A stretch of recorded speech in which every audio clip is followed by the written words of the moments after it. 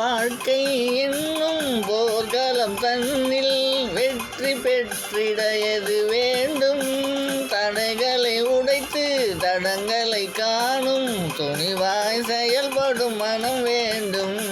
வாழ்க்கை என்னும் போர்க்களத்தில் வெற்றிகள் பெற்றிட எது வேண்டும்? தடைகளை உடைத்து தடங்களை காணும் துணிவை தருகிற மனம் வேண்டும். துணிவாய் போரிடும் மனம் வேண்டும்.